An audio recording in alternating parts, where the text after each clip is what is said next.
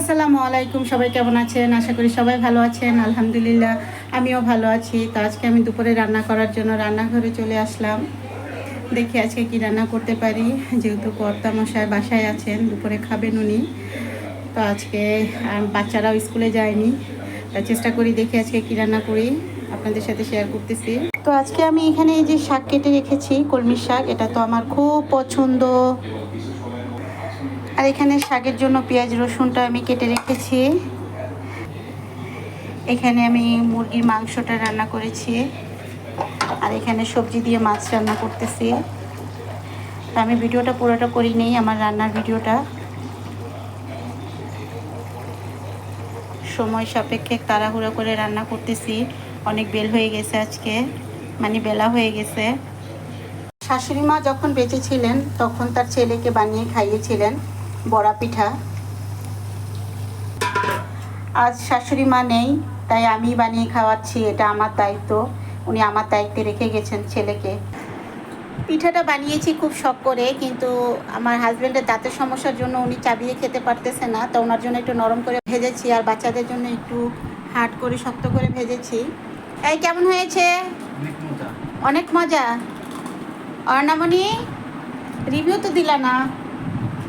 মজা হয়েছে, খালি একটু পুড়ে গিয়েছে, সেটা আমার দোষ না বাবা। একটু তোমার আব্বুর জন্য একটু কড়া করে ভাজছি, তোমার আব্বু তো ওটাই পছন্দ করে, কিন্তু এখন তোমার আব্বুর দাঁতের সমস্যার জন্য খেতে পারতেছে না। হামেদ আলী, দাঁতে ব্যথা করতেছে? যাক, মজা আছে। যাক আলহামদুলিল্লাহ, নরম করে ভাজতেছি। হ্যাঁ, ওকে। যাক, শাশুড়ির ছেলেকেও খেতে দিলাম। মজা হয়েছে? আপনারাও খান। জি আলহামদুলিল্লাহ। একটু শক্ত হয়েছে না? খাইতে পারতেছো, চাবাইতে পারতেছো? আচ্ছা, একটু নরম করে ভাজতেছি ওটা, তাই তুমি শক্ত খাও দেখেই আমি শক্তটাই ভাজছি। না ঠিক আছে, সমস্যা নেই।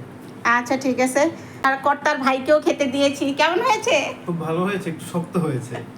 তোমাদের দেশের পিঠা একটু শক্তই তো বানায়, বড়া পিঠা। খুব মজা হয়েছে। যাক, এলো আমার দেবর, বিশেষ দেবর, গোলুমলু দেবর।